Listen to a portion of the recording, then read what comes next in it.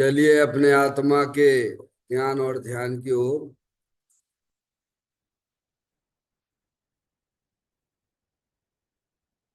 अपने चंचल मन को एवं चंचल उपयोग को स्थिर करने के लिए जनवाणी माता के माध्यम से अपनी वर्तमान ज्ञान की पर्याय में सम्यक भी ज्ञान उत्पन्न करते हुए शरीर शरीर से संबंधित जितने भी चेतन अचेतन पदार्थ है उनका मुझ भगवान आत्मा के साथ में किसी भी प्रकार का कोई संबंध नहीं है। इस प्रकार समस्त पर पदार्थों में अपने संबंध की वृत्ति को छोड़ते हुए अंदर में जो अखंड ज्ञान ज्योति स्वरूप भगवान आत्मा है उसमें ही वर्तमान पर्याय का संबंध जोड़ते हुए कि मेरा यह भगवान आत्मा सदा काल शरीर आदि पर पदार्थों से भिन्न एकमात्र अखंड ज्ञान ज्योति स्वरूप है। ऐसा अपने आप को जानो और ऐसा ही अनुभव करो कि वर्तमान में ही मेरा यह भगवान आत्मा शरीर आदि पर पदार्थों से भिन्न एकमात्र अखंड ज्ञान ज्योति स्वरूप ही है।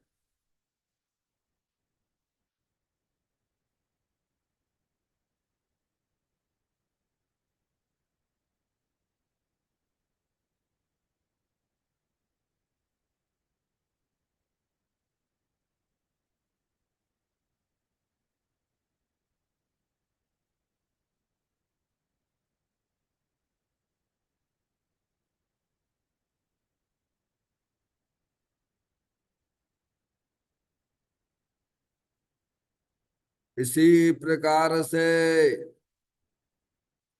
संसार अवस्था में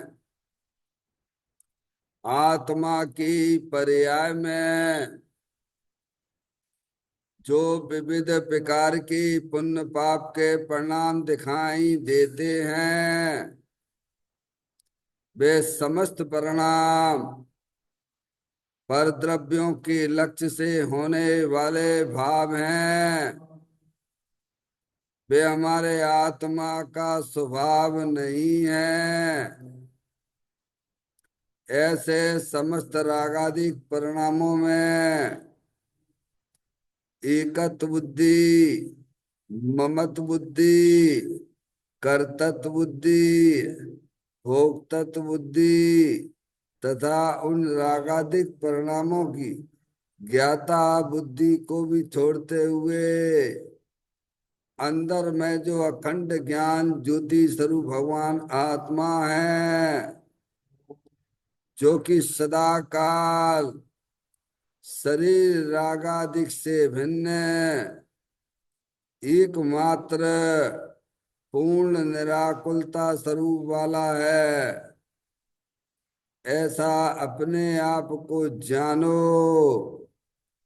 और ऐसा ही अनुभव करो कि वर्तमान में ही मेरा यह भगवान आत्मा शरीर रागादिक से भिन्न एकमात्र पूर्ण वीतराग आनंद मूर्ति स्वरूप है।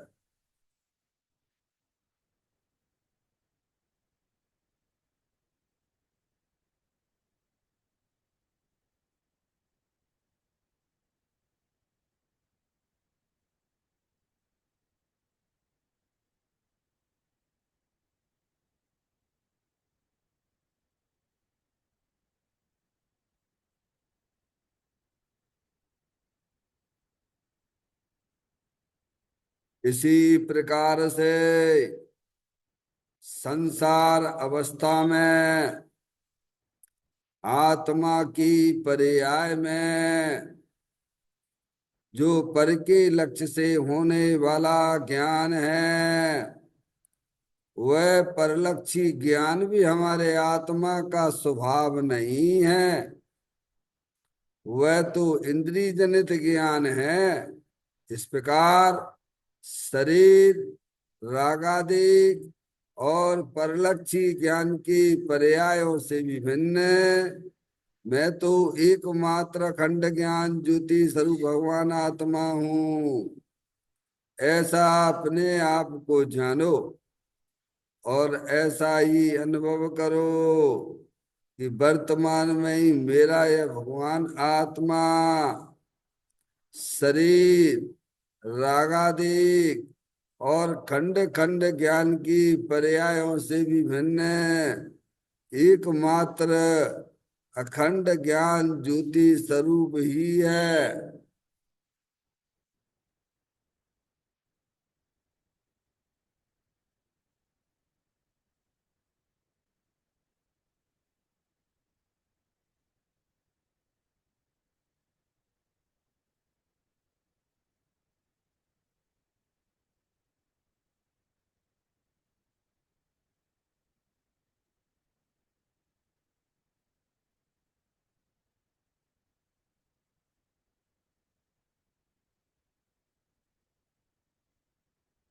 द्रव कर्म, भाव कर्म, नो कर्म रहित शुद्धात्म स्वरूपो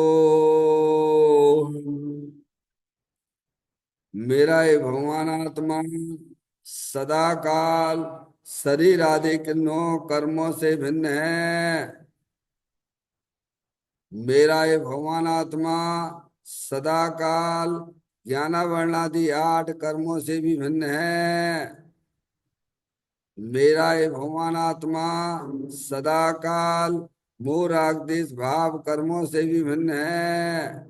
इस प्रकार द्रव्य कर्म, भाव कर्म, नो कर्म तीनों कर्मों से रहित मैं तो एकमात्र परम पवित्र शुद्धात्म स्वरूप हूँ, ऐसा अपने आप को जानो और ऐसा ही अनुभव करो कि वर्तमान में ही मेरा यह भगवान आत्मा तीनों प्रकार के कर्मों से रहित एकमात्र पूर्ण वीतराग आनंद मूर्ति स्वरूप है।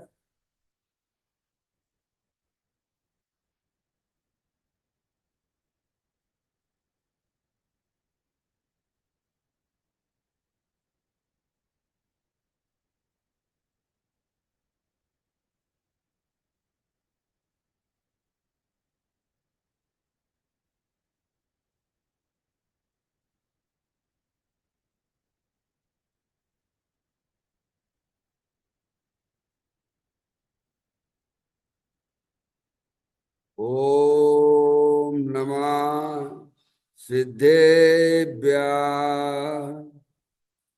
ओम नमः सिद्धेभ्य। ओम नमः सिद्धेभ्य। चिंतामणि सम स्वयं का चैतन्य तत्व महान है। निज का करूं मैं चिंतवन, निज का करूं श्रद्धान में। शुद्धात्मा ही देव है जो गुण अनंत निधान है। मैं स्वानुभव में देख लूं, आत्मा स्वयं भगवान है। मैं स्वानुभव में देख लूं, आत्मा स्वयं भगवान है। लिम्मण जान परिठिया कम कलंकिड़ेवी, अपा लद्दऊ जैन परूं ते परम पुड़बी। सब कर्म मल्लिका नाश करवरु, प्राप्त कर निज आत्मा। जोले न निर्मल ध्यान में, नमो कर निकल परमात्मा।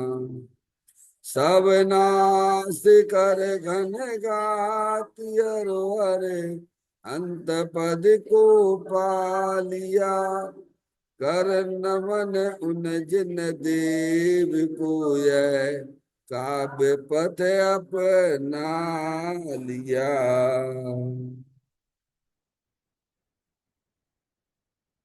श्री योग सारथी नामक परम आध्यात्मिक ग्रंथ स्वाध्याय हेतु में विराजमान है। आज से 1400 वर्ष पहले इस महान पवित्र ग्रंथ की रचना दिगंबर संत योगेंद्र महाराज जी हुए हैं। उन्होंने इस महान पवित्र ग्रंथ की रचना की और उन्होंने इस ग्रंथ का नाम योग सार जी रखा। योग सार जी का सीधा सा अर्थ है, मुक्ति के मार्ग में योग का मतलब जोड़ होता है। किसका किसके साथ में जोड़ करना? तो अरिहंत परमात्मा कहते हैं कि अपनी वर्तमान शुद्ध ज्ञान की पर्याय का अंदर में जो अपना त्रिकालिक ध्रुव भगवान आत्मा, जो कि सदा काल द्रव कर्म भाव कर्म नौ कर्म से रहित एकमात्र अखंड ज्ञान ज्योति स्वरूप है। ऐसे ज्ञायक प्रभु परमात्मा में अपनी वर्तमान शुद्ध ज्ञान की पर्याय का संबंध जोड़ने का नाम योग है, जिसे शास्त्रीय भाषा में सम्यक दर्शन सम्यक ज्ञान भी कहते हैं।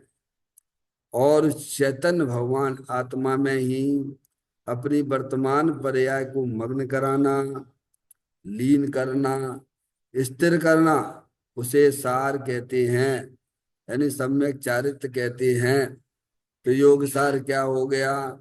सम्यक दर्शन, सम्यक ज्ञान, सम्यक चारित्र वाली निर्मल पर्याय, पवित्र पर्याय, जो अपने आत्मा के आश्रय से प्रकट होती है, इसे यहाँ योग सार कहते हैं। और इसे ही अरिहंत परमात्मा धर्म कहते हैं।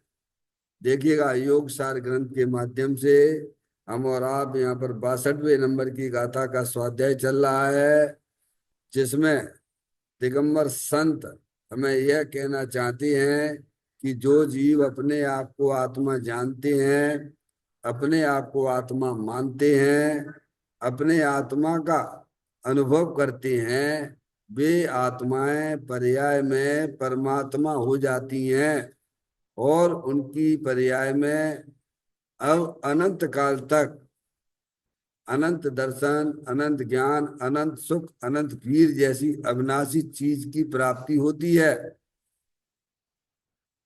देखिएगा, गाथा का पाठ करते हैं।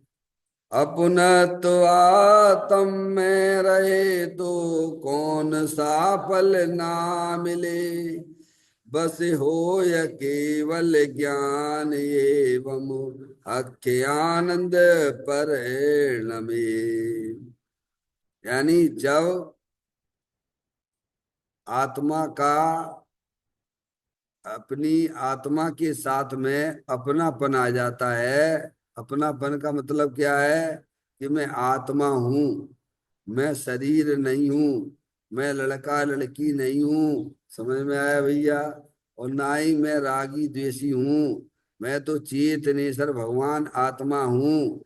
ऐसा जब पर्याय का अपने द्रव्य स्वभाव के साथ अपनापन आ जाता है, तब वह कौन सा फल नहीं मिले। तो कहते बस समझिए सब कुछ हो जाएगा। अब वह आत्मा पर्याय में परमात्मा हो जाएगा। क्या है? जब पर्याय अपने द्रव्य स्वभाव जो चेतनेश्वर भगवान आत्मा, जो कि अनंत शक्तियों से भरीली है, अमूर्तिक है, इंद्रिय ज्ञान का विषय नहीं है, ऐसे चेतन भगवान आत्मा को जब अपना जानती है, अपना मानती है, उस आत्मा रूप अपने को अनुभव करती है, तब वह खुद कौन सा फल नहीं मिले। अरे अब पर्याय सुखी हो गई। पर्याय जो दुखी हो रही थी वो अपने आत्मा को भूलने से हो रही थी। समझ में आया भैया? अब पर्याय को अपना अविनाशी वस्तु मिल गई, तो पर्याय जो है मोक्ष मार्ग जैसी पर्याय उत्पन्न होती है उसमें। अब उसकी पर्याय में अल्पकाल में मोक्ष जैसी पर्याय आने वाली है। समझिए आप, इतना काम करना है मोक्ष रूपी पर्याय प्रकट करने के लिए, अर्थात अपनी पर्याय में परमात्म दशा प्रकट करने के लिए कितना काम करना है।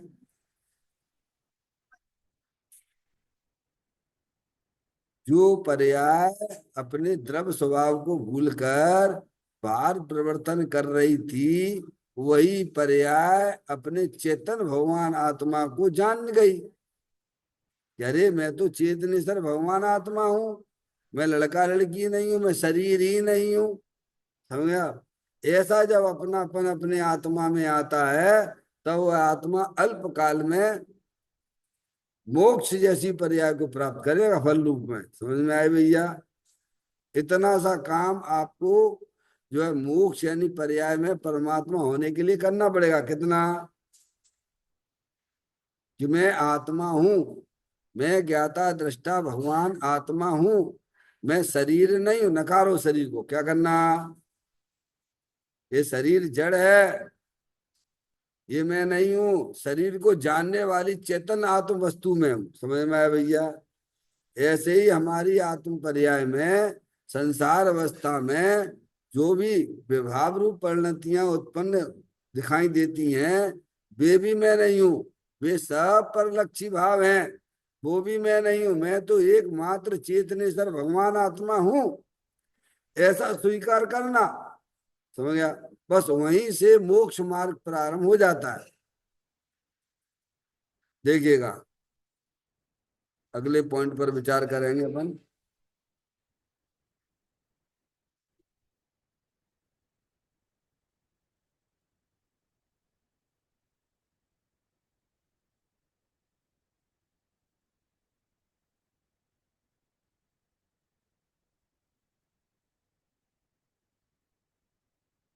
मोक्ष मार्ग अर्थात साधकपना असंख्यात समय का ही होता है, पर इसका फल अनंत समय का है। आहा, एक श्लोक में भी कितना भर दिया है।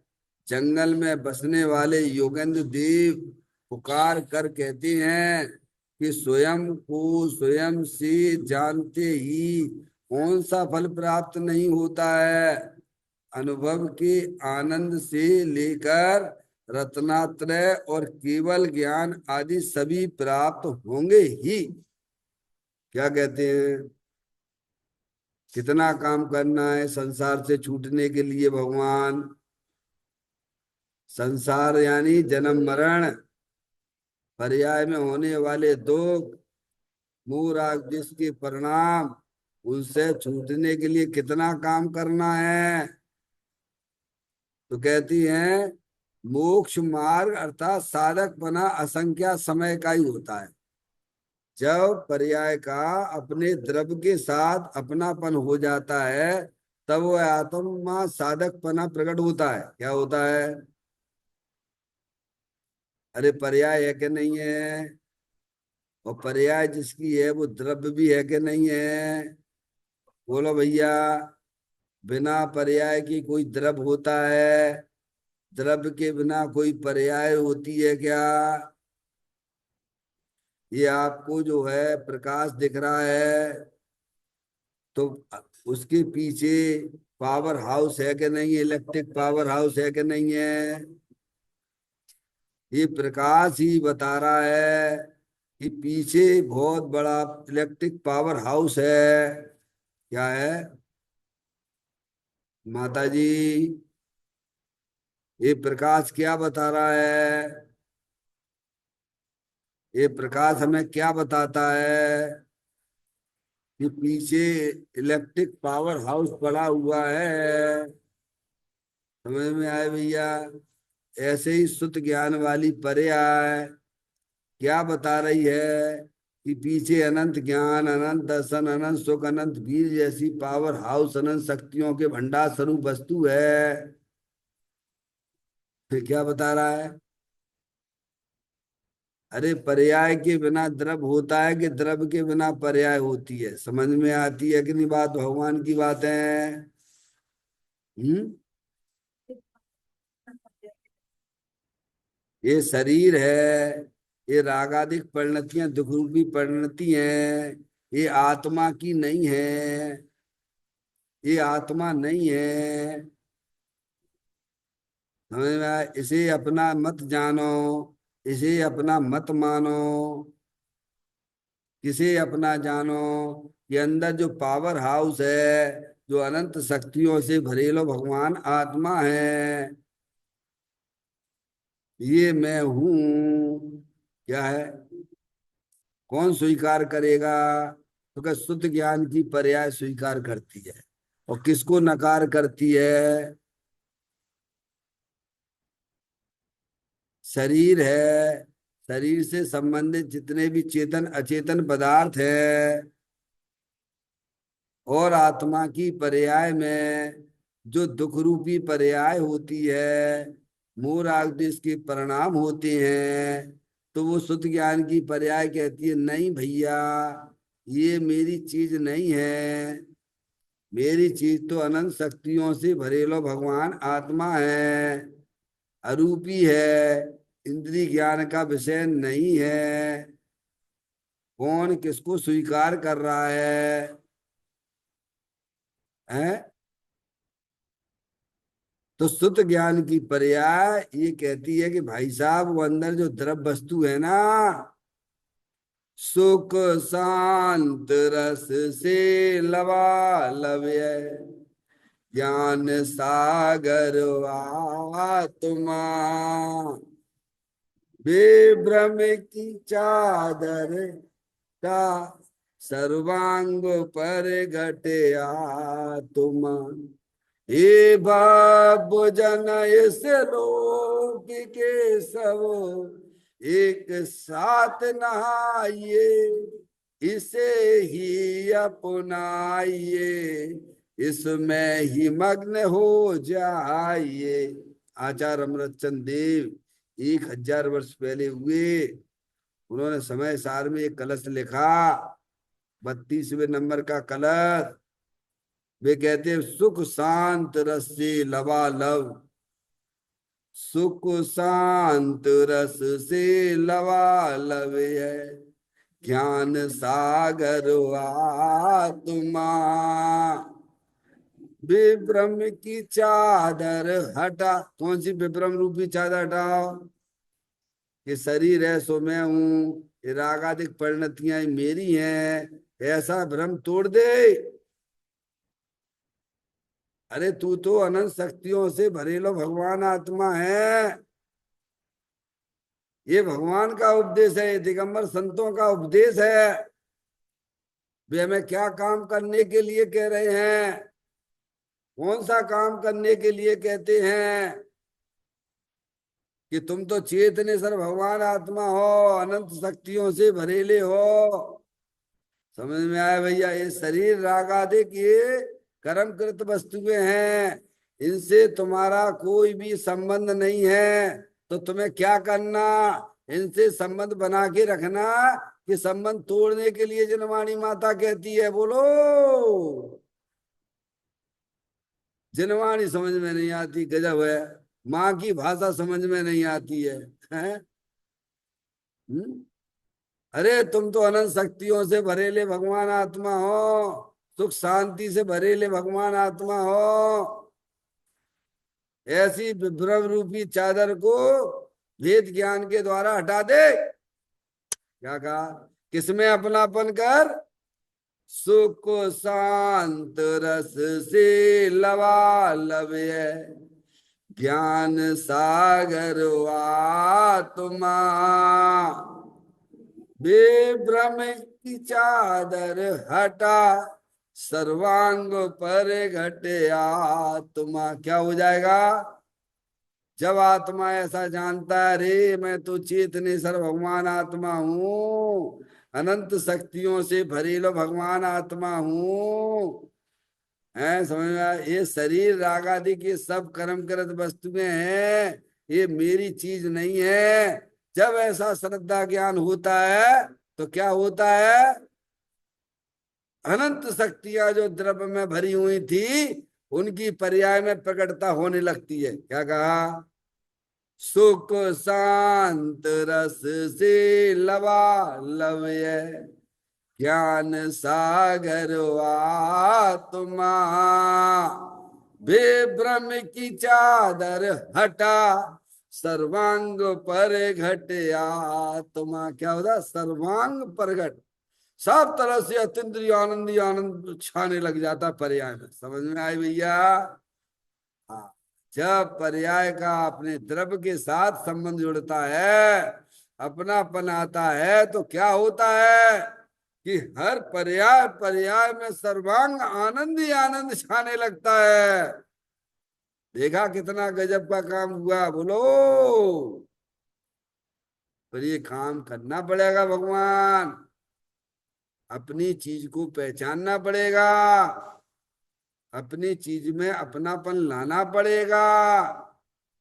दूसरे की चीजों को अपना मानकर तो दुखी होते हो भगवान।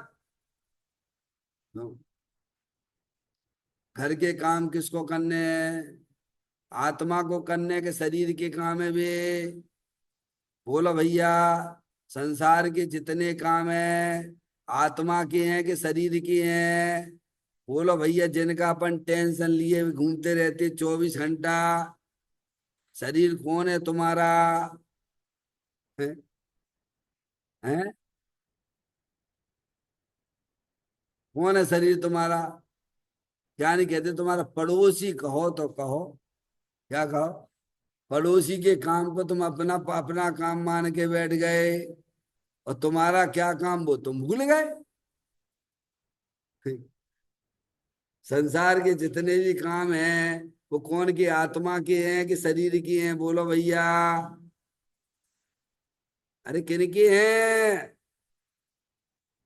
और माने बैठे। अब देखो क्या हो रहा है। अरे दूसरे के घर के काम और तुम अपने माथे लेके बैठ गए, तो ये कौन सी बढ़िया बात है?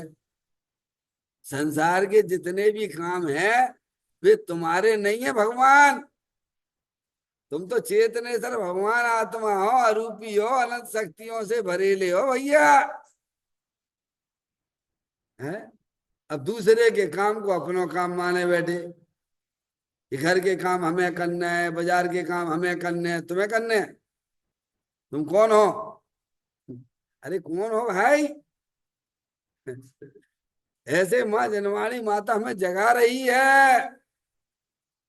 अरे तुम तो अनंत शक्तियों से भरेले भगवान आत्मा हो। हैं? तो कहते हैं मोक्ष मार्ग अर्थात साधक पना। कब मोक्ष मार्ग साधक पना प्रकट होता है? जब पर्याय का संबंध अपने द्रव्य के साथ में होता है, तब साधक पना प्रकट होता है। साधक पना यानी पर्याय का शब्द क्या है? पना यानी जो आत्मा को साधे उसे साधक पना कहते हैं। जो शरीर को साधे वो विराधक है। जो शरीर को अपना जाने, अपना माने, वह विराधक है। जो रागादिक परिणतियों को अपना जाने, अपना माने, वो विराधक है। जो आत्मा को अपना जाने माने वह साधक है। अब तुम साधक हो जाओगे। कब? ये नहीं केवल भगवान की पूजा भक्ति करते रहो और हम तो भैया बहुत जैन है। काय के जैन हो तुम? हैं? जैनी किसे कहा भगवान ने, बोलो? पंडित बनारसी दास जी से आके पूछो। 400 वर्ष पहले उन्होंने अपने ग्रंथों में लिखा, स्वार्थ के साचे पर मारत के साचे चित, साचे साचे बहन कहे साचे चैन मती है, काहू के विरुद्धि नाही पर जाए बुद्धि नाही, आत्म गवेशी है न ग्रस्त न यति है, सिद्धि रिद्धि वृद्धि दी के घट में प्रगट सदा, अंतर के लक्ष्य सो जाची लक्ष्य पति है, दास भगवंत के वो दास रहे जगत सो, ऐसे सुखिया सदैव समकिति है। समकिति यानी सच्चा जैन वो है। अभी तो व्यवहार जैन का भी पता नहीं है, सच्चा जैन तो बने कहाँ से ये समझ में आए भैया? अब जैन ही है, शादी करते हैं, शादी करवाते हैं अपने बच्चों की। कहाँ करवाते हैं? घास के ऊपर करवाते हैं। जैन ही है जे। भगवान ने बोला हिंसा करने के लिए, मना किया भगवान ने, है? और बड़े उत्साह के साथ में, रुचि के साथ में, है, अपने बच्चों की शादी घास के ऊपर गार्डन पे करवाते हैं। अजैन है भाई। व्यवहार जैन का भी पता नहीं, समझ में आते हो भगवान? अभक्ष का सेवन करते, रात्रि भोजन करते, अजैन है भाई। समझ में आया भैया? पापी है, भगवान की आज्ञा से विरुद्ध चलते हैं। समझ में आया भैया? अरे व्यवहार जैनी का पता नहीं है भाई। या तो परमार्थ जैनी किसे कहते हैं? स्वार्थ के साचे पर मारत के साचे चित, साचे साचे बहन गए साचे जैन मती है, काहू के विरुद्धि नाही पर, काहू के विरुद्धि नाही पर जाए बुद्धि नाही, आत्म गवेशी है न ग्रस्त न यति है। क्या? सिद्धि रिद्धि वृद्धि दी के घट में प्रगट सदा, अंतर के लक्ष्य सो जाची लक्ष्य पति है, दास भगवंत के वो दास रहे जगत सो, ऐसे सुखिया सदैव समिति है। सम्यक दृष्टि जीव निरंतर पर्याय में आनंदित रहता है, क्योंकि उसकी पर्याय का संबंध अपने द्रव्य के साथ हो गया, उसे साधक पना प्रकट हुआ है। वो मोक्ष मार्ग जैसी पर्याय उसने प्रकट की है। किसने की है? ये काम करने के लिए बोलते भगवान। अभी तो शरीर को साधने लगे हुए हो भैया। किन किन के शरीर सद रहे जरा हमको बता दो भैया। हाँ, कौन को साध रहे हैं? 24 घंटा कब से साध रहे शरीर को? अरे भाई कब से साध रहे हो शरीर को? माता जी कुछ तो बोलो। अबे भी साध रहे हो? हैं? वो अनादिकाल की टेप चली आ रही है। समझ में आई भैया? शरीर तुम्हारी चीज है क्या? अपनी चीज को साधो ना। हमारा भगवान आत्मा द्रव अनंत शक्तियों से भरेला, वो तुम्हारी चीज है। भगवान इसको साधने के लिए कहते हैं। तो साधक पना कब होता है? जब पर्याय का, श्रुत ज्ञान की पर्याय का अपनापन अपने द्रव्य के साथ में हो जाता है, तब साधक पना प्रकट होता है। यानी मोक्ष मार्ग जैसी पर्याय प्रकट होती हैं। कब? 24 घंटे किन किन को साधते रहते हो भैया? भगवान कह रहे अपनी आत्मा को साधो। सब आत्मा कैसे साधो दिखाई तो नहीं देता है। कोई बात नहीं, हम तुम्हें दिखा रहे ना। अशुभ भाव से बचने हेतु ज्ञानी को शुभ आता, पर वह उसका करता न होता, रहता उसका ज्ञाता। आओ तुम्हें ध्रुव धाम दिखा दूं, दिखला दो ना, आत्म में रमना सिखला दूं, सिखला दो ना। माँ जनमाड़ी माता दिखाती है ना कि अंदर तुम्हारा चेतनेश्वर भगवान आत्मा सदा काल शरीर से भिन्न है। अंदर जो तुम्हारा चेतनेश्वर भगवान आत्मा सदा काल रागादिक परिणतियों से भिन्न है। तुम्हें कुछ नहीं करना है, भगवान वस्तु स्वरूप का सच्चा ज्ञान करो। क्या धन कन कंचन राज सुख सबई सुलभ कर जाए, दुर्लभ है संसार में एक यथार्थ ज्ञान। क्या है? ये रुपया पैसा दुकान मकान ये तो सबको ही मिल जाते भगवान हैं? अरे पुण्य के उदय से मिल गया तो मैं चौड़ा गली सकड़ी दिखने लग जाती है, क्या हो जाता है? नहीं आई समझ में? अरे इससे बढ़िया पुण्य तो उन कुत्ता बिल्लियों को हुआ करता है।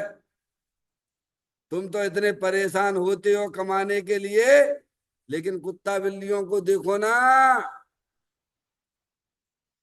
क्यों? एसी में बैठी रहती कुत्ते बिल्ली, कितना पुण्य बोलो तुमसे बढ़िया। कुछ नहीं करना पड़ता उनको। और यहाँ तक कि कुत्ते बिल्लियों की लेटरिन भी उनके मालिक धोते हैं, साफ करते हैं। समझ में आया? इतना पुण्य है उनका। और हम तो यहाँ तो ये कहते हैं साधक पना किसे कहते हैं? जब पर्याय अपने द्रव्य को साधे। और द्रव्य क्या है? तो द्रव्य जो है आत्म वस्तु अनंत शक्तियों से भरेली है। सुख शांत रस से लबालव्य, ज्ञान सागर आत्मा, बेभ्रम की चादर हटा, सर्वांग पर घटे आत्मा। क्या होता है? जब पर्याय का अपने द्रव्य के साथ अपनापन होता है, तब पर्याय में सर्वांग आनंद ही आनंद हो जाता है। क्या होता है भैया? अरे भ्रम चला गया ना भगवान। भ्रम जनित दुख का उपाय तो भ्रम दूर करना है। क्या भ्रम चल रहा है अनादि से? माता जी कब की हो? अनादि की हूं। 50 60 70 80 साल की तो नहीं हो है? लेकिन वजन वही जाता है। कोई पूछे कि माता जी कितने साल की हो गई, तो माता जी बोलेंगी हम तो वह 75 के हो गए। तो तुम कौन की बता रही हो? शरीर की उम्र बता रही कि माता जी अपनी बता रही हो? हैं? क्योंकि अपनापन पड़ा हुआ है शरीर में, तो फिर उसी की बताएगा ना। ज्ञानी कह रहे अपनापन अपने चेतन भगवान आत्मा में लाओ। इस शुद्ध ज्ञान की पर्याय किसकी है? ये शरीर की है कि राग की है कि कर्म की है? बोलो किसकी है? हैं? फिर कौन की है? शरीर की है? तो आत्मा की तो तुम कौन हो? तो कौन हो? आत्मा ही है, मैं ही तो हूं ना। ऐसा अपनापन लाओ उसमें। कैसे? कि मैं तो चेतनेश्वर भगवान आत्मा। जब अपनापन, जब सब भ्रम टूट जाते हैं, क्या तुम्हें भ्रम रूपी चादर को हटा देता है ज्ञानी भेद ज्ञान के द्वारा।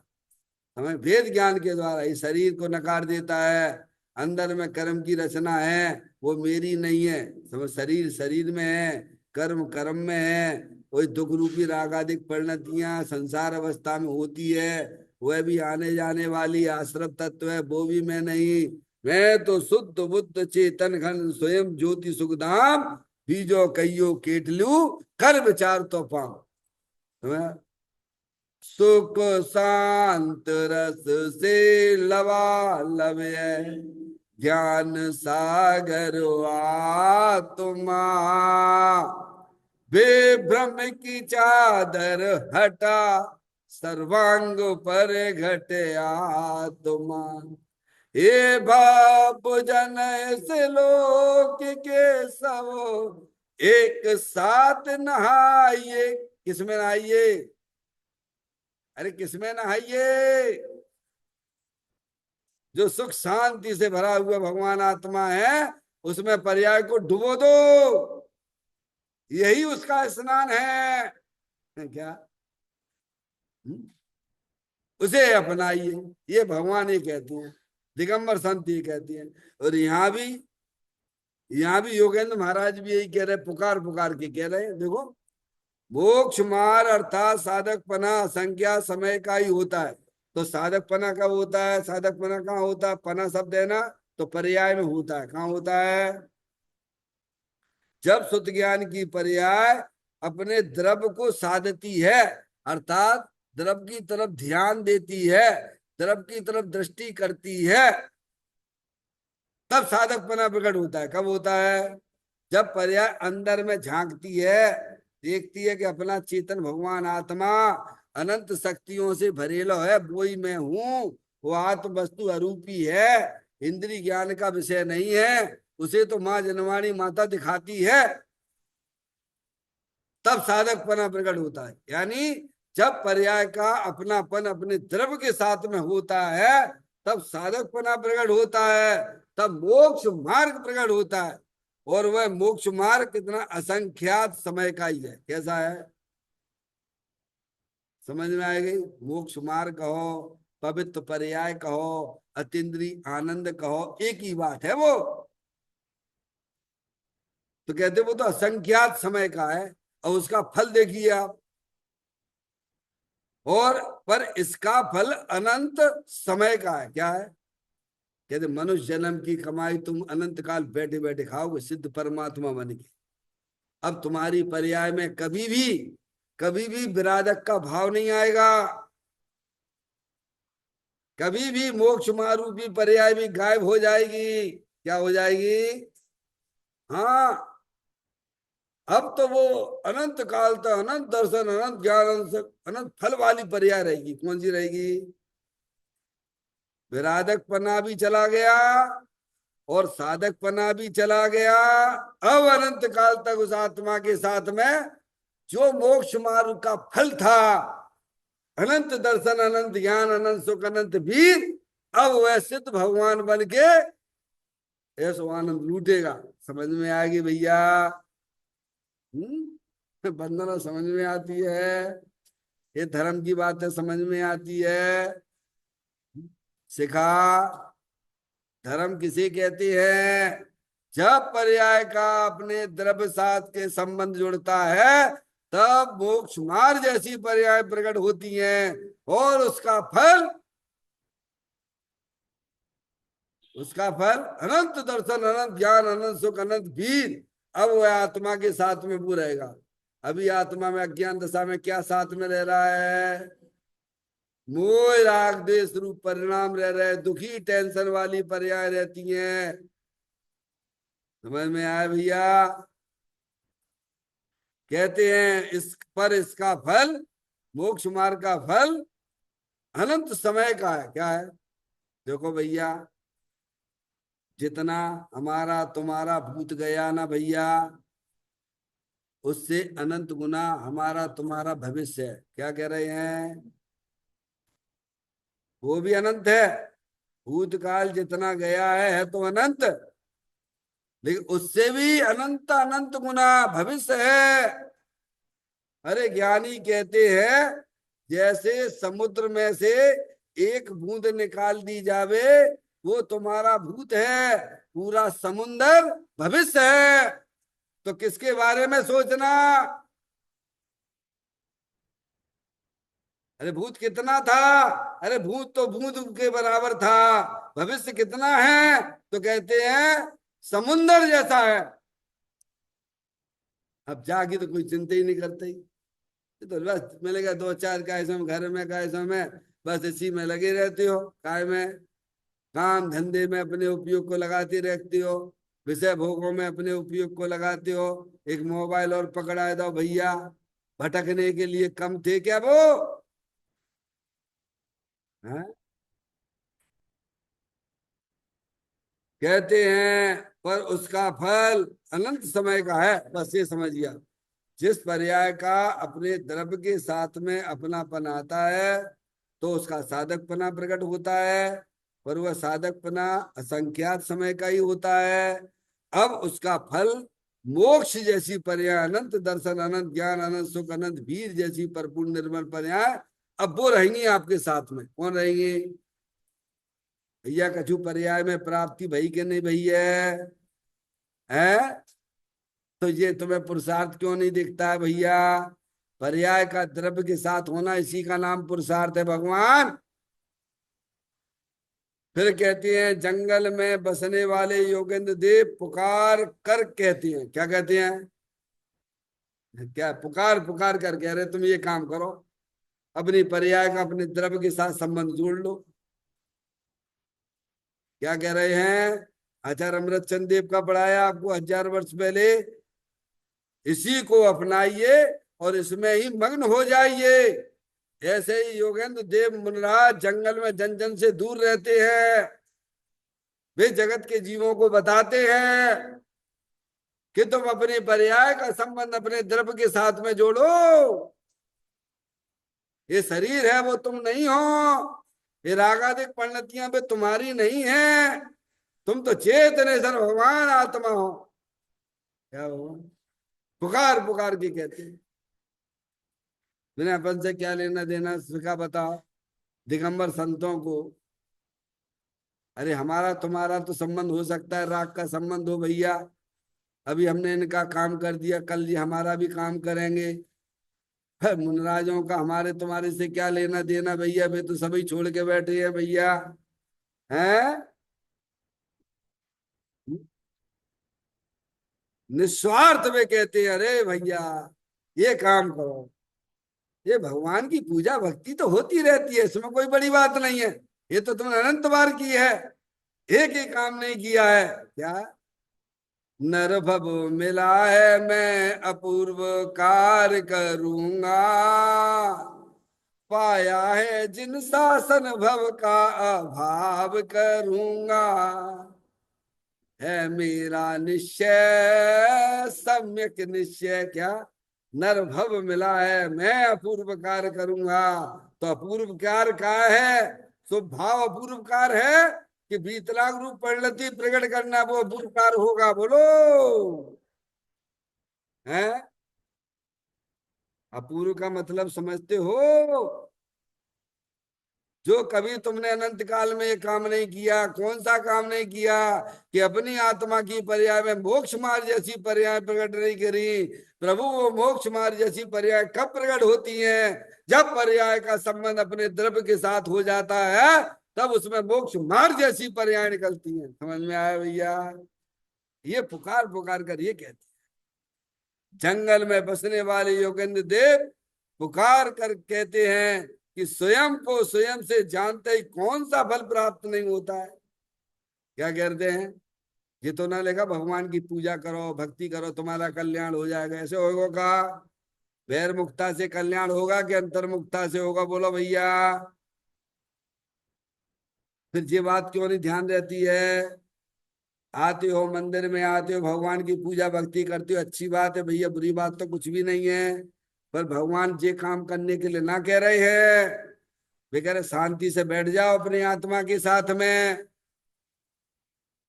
अब आत्मा को तो जानते ही नहीं है, तो जिनवाणी कह रही हम बता रहे हैं तुम्हें आत्मा मूर्तिक प्रदेशों के पुंज, प्रसिद्ध ज्ञानादि गुणों के धारी, अनादि अनंत एक रूप रहने वाली चैतन्य आत्म वस्तु तुम बोलो, जनवाड़ी माता बता रही है। स्वयं को स्वयं से जानते ही, देखो जब पर्याय का द्रव्य के साथ अपनत हो जाता है तुम्हें, तो अब वह पर्याय किधर देखेगी, किसको देखती रहेगी? अरे तुम्हारे पिताजी बचपन से बिछड़ गए थे और तुम हो गए बड़े 25-30 साल के हो गए हैं, हमेशा पिताजी को याद करते रहते थे, अब भी मिल गए तो क्या करोगे भैया? पहले दुकान खोल लें, पहले खाना पीना कर लें, तब आए बार पिताजी के पास बैठेंगे क्या? अरे जिसके लिए तू 25-30 साल से अपने पिताजी के लिए तड़प रहा था, समझ में आया भैया? ऐसे ही पर्याय जब देखो अनादि काल से अपने चेतन स्वरूपी भगवान आत्मा को भूली हुई थी, आज श्री गुरु के प्रसाद से उसे अपना चेतन भगवान आत्मा मिल गया है, तो वो क्यों छोड़ेगा उसको? कहते हैं स्वयं को स्वयं से जानते ही क्या आनंदित होती, बोलो बच्चा आनंदित होता है कि नहीं होता है? ओ पिताजी आप मिल गए, ओ हो पिताजी, ओह पिताजी, मैं तो तुम्हें कब से याद कर रहा था, छोड़ेगा वो? तुम्हें कौन सा फल नहीं मिलता है, पर्याय आनंदित हो जाती है। अनुभव के आनंद से लेकर, अब देखना, अनुभव के आनंद से लेकर रत्नात्रय और केवल ज्ञान आदि सभी प्राप्त होंगे ही, गारंटी कहती है। देखो दिगंबर संत गारंटी देते हैं, दुनिया में गारंटी देने वाला आज तक कोई भी नहीं है। चाहे कितना भी ढूंढ लीजिए, चिराग लेके ढूंढ लीजिए, आज कोई गारंटी ना देगा। हमारे दिगंबर संत आज भी गारंटी दे रहे हैं, जब तुम अपनी पर्याय को अपने द्रव्य के साथ अपनापन करोगे तो गारंटी से तुम्हारी पर्याय में आत्यंद्रिय आनंद की प्राप्ति होगी। उसे रत्नात्रय कहते हैं। अनुभव के आनंद से लेकर, कहां से चालू होता मोक्ष मार्ग? यहां से चालू हो गया। पर्याय का, शुद्ध ज्ञान की पर्याय का अपने द्रव्य साथ में अपनापन हुआ तो क्या है? आनंद, यानी अतीन्द्रिय आनंद, निराकुलता, सुख शांति वाला लेकर रत्नात्रय, उसे सम्यक दर्शन ज्ञान चारित्र हो जाए, तीनों एक साथ होती है। क्या होते हैं? समय अनुभव में तीनों एक साथ होते हैं। जब पर्याय का, श्रद्धा गुण की पर्याय का में परिवर्तन हुआ, ज्ञान में भी परिवर्तन हुआ, चारित्र में भी परिवर्तन हुआ। क्या हुआ? परिवर्तन में क्या मिला? श्रद्धा का आनंद मिला, ज्ञान का आनंद मिला, चारित्र का आनंद मिला, अनंत गुणों का आनंद मिल गया। क्या हो गया भैया? अनुभव के आनंद से लेकर रत्नात्रय और केवल ज्ञान आदि सभी प्राप्त होंगे ही, गारंटी से कह रहे हैं। तुम ये काम करो, कहते नहीं पिताजी बोलते हैं, बेटा ये तुम काम करो, तुम जो है तुम्हारा काम हो जाएगा। तो उनकी आज्ञा मानना कि नहीं मानना? ऐसे ही दिगंबर संत ये काम करने के लिए कह रहे। वे तुम्हें कोई गधा मजूरी करने के लिए नहीं कह रहे। वे न कह रहे कि तुम भगवान की खूब पूजा करो, भक्ति करो, तुम्हारा कल्याण होगा, मना करते नहीं, उससे कल्याण नहीं होगा, ऐसा लिखा हुआ है। आचार्य कुंकुन देव ने अष्टपावड़ जी में लिखा, अष्टपावड़ के भाव पावड़ में लिखा, 16वें नंबर की गाथा में लिखा, पर दब्बाओ दुख गई, सा दब्बाओ सुख गई। मोक्ष पावड़ में, मोक्ष पावड़ की 16वें नंबर की गाथा में लिखा, पर दब्बाओ दुख गई, सा दब्बाओ सुख गई। वे कहते हमारी तरफ भी मत देखो, जो हम तुम्हें दिखा रहे हैं उसकी तरफ तुम देखो। हमारी तरफ देखोगे तो तुम्हारी दुर्गति होगी, और अपनी आत्मा की तरफ देखोगे तो तुम्हारी सुगति हो जाएगी। क्या होगा? हाँ, रत्नात्तर प्रकट होगा, सम्यक दर्शन ज्ञान चारित्र वाली अतीन्द्रिय आनंद वाली पर्याय, पवित्र पर्याय प्रकट होगी, और वह बढ़ती बढ़ती बढ़ती बढ़ती बढ़ती बढ़ती मोक्ष में विलय हो जाती है। चैतन्य काय सुमरण प्रति क्षण करो रे, भव के अनंत दुखी को पल में हरो रे।